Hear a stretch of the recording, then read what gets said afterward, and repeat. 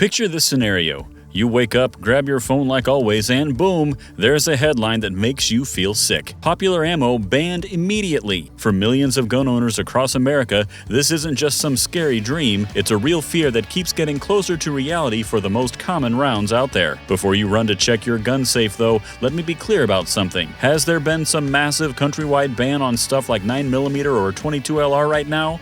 No, not exactly in that complete way, but the panic? That's totally real. And certain popular ammo types are facing serious pressure that feels exactly like a ban, especially when shelves go empty instantly. Today I'm diving deep into what's really causing all this worry.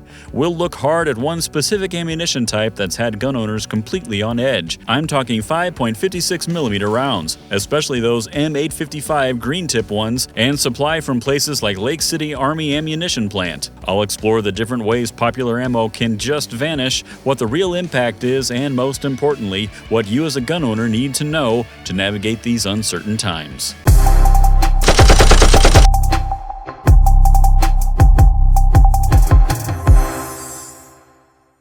The 5.56 panic, when your go-to round just vanishes. Let's talk 5.56. If you own an AR-15, you know this round is basically the gold standard. It's probably the most popular rifle cartridge in America. People use it for everything: sport shooting, training, self-defense, even hunting sometimes. We're talking millions and millions of rounds fired every year. A huge chunk of that ammo, especially the bulk stuff you buy for practice, has always come from Lake City Army Ammunition Plant, which Winchester operates. Why all the panic specifically about this round and this plant? Well, think back to late 2023. News broke that Lake City was reportedly going to cancel their commercial contracts.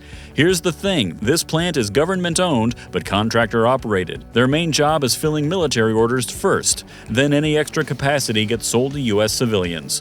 When those commercial contracts get cut, it means a massive supplier, some people estimated up to 30% of the entire commercial 5.56 NATO supply, just dries up, gone, overnight. This isn't even the first time this specific ammo caused panic.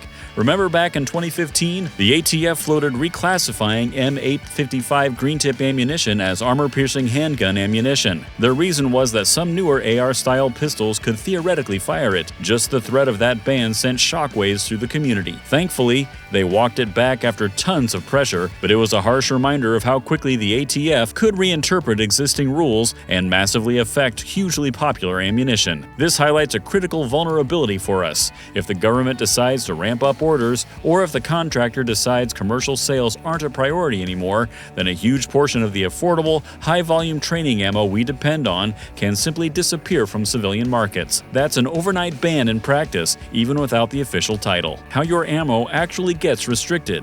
The Lake City situation is just one way your favorite ammo can become scarce or practically banned. Let me break down some other mechanisms that genuinely keep gun owners awake at night. First, there's legislative bans at federal and state levels. This is the most direct route. A law gets passed making sale, possession, or manufacture of certain ammunition illegal. While a federal ban on entire popular calibers is a tough political battle, we definitely see it happening at state level. States like California, New York, and Illinois have extensive lists of restricted firearms and sometimes specific ammunition features. There's always a push for more restrictions too. Take the ongoing debate about lead ammunition. Environmental groups have been pushing for nationwide bans on lead projectiles, not just hunting but sports shooting too. If a movement like that gains serious traction, it would fundamentally change ammunition availability and cost for almost all popular calibers, from basic 22LR up to 30-06. Then there's what I call ATF reinterpretation and regulatory changes. This is perhaps the most unsettling way ammo gets restricted, mainly because it can happen without any new law passed by Congress. The Bureau of Alcohol, Tobacco, Firearms, and Explosives can issue new rules or simply reinterpret existing ones. More importantly, the ATF's rule about firearms with attached stabilizing braces caused immense concern and confusion. That rule, finalized in early 2023, effectively reclassified many pistols equipped with these braces as short-barreled rifles, or SBRs. This didn't directly ban the ammo these firearms use, often popular rifle calibers like 5.56 or 300 Blackout, but it effectively banned that specific firearm configuration for many owners who are unwilling or unable to comply with NFA requirements. Import restrictions are another big one. You might not realize, but a huge amount of ammunition, especially affordable steel-cased rounds popular for training like 7.62 by 39mm and some 5.56, gets imported imported from other countries. The President or State Department can ban ammunition imports from certain countries or specific ammo types with just a pen stroke. We saw this with Russian ammunition, which was a major source of affordable ammo that got cut off due to sanctions. Don't forget simple supply chain shocks and market forces either. During the pandemic and periods of civil unrest, we saw unprecedented demand for firearms and ammunition. This surge, coupled with manufacturing disruptions and shortages of raw materials like primers or gunpowder, led to those infamous bare shelves and sky-high prices. I'm glad you're watching. If you're enjoying the content, please consider hitting the like button and subscribing. Your support helps us keep bringing you more. Back to the video. The domino effect. What happens when ammo gets squeezed? So what happens when popular ammunition like that Lake City 556 suddenly becomes unavailable or heavily restricted? The dominoes start falling fast. First thing you'll see is a price gouging and scarcity. It's almost immediate. Any remaining stock skyrockets in price.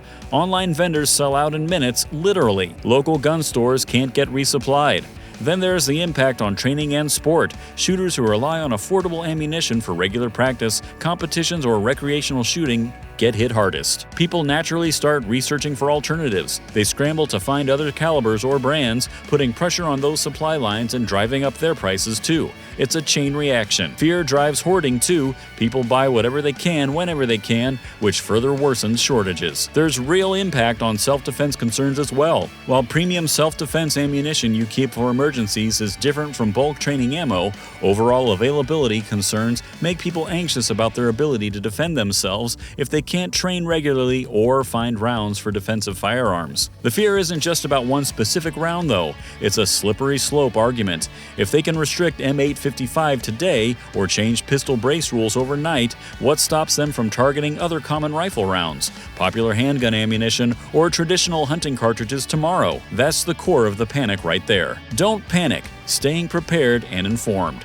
It's definitely a concerning landscape out there, but I believe panic is rarely a good strategy. Here's how you can stay informed and prepared without losing your cool. First and foremost, get information from reliable sources. Please don't rely on social media rumors or obscure forum posts. Go to actual sources. Check official ATF announcements. Look for official statements from respected firearms industry groups like National Shooting Sports Foundation or Gun Owners of America, and follow reputable firearms news outlets that analyze events critically and factually. It's crucial to understand actual threat versus hype too. Is it a proposed rule? Final rule now in effect?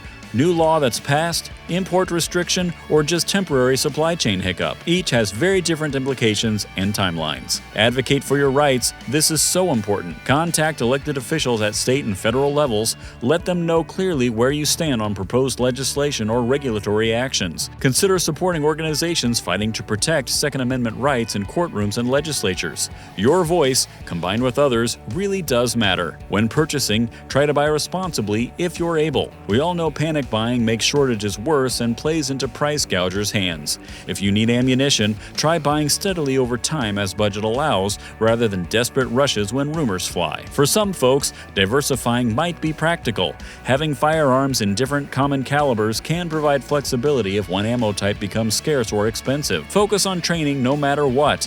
Whatever ammunition you have or can get, make every round count. Recall that practicing with dry fire is cost-free and extremely beneficial for skill maintenance and improvement. Keep abreast of state and municipal regulations as well. Discussions at the federal level may not have the same direct impact as what is occurring in your particular state. Final thoughts: stay alert, not afraid. The concerns gun owners have about ammunition availability and potential new restrictions are completely valid. We've seen how quickly things can change or threaten to change. The whole Lake City 556 commercial supply situation and M855 scare history are perfect examples of how very popular common rounds can face sudden uncertainty, creating panic ripples throughout the community. The key is separating genuine threats from internet hype. It's understanding actual mechanisms at play, whether ATF reinterpretation, new import policy, legislative efforts, or major supply disruption, when reacting in measured, informed ways. That overnight ban fear is powerful, and while it might not always manifest as literal new laws banning ammo types overnight, practical effects of regulatory shifts and supply shocks can feel just as abrupt and severe. My advice: stay vigilant, informed, and active in defending your rights. Don't let panic dictate actions. What are your biggest ammunition concerns right now? Which popular rounds do you think are most vulnerable to these pressures? Comment down below and subscribe to Guns You Can't Live Without for more videos like this. See you in the next video.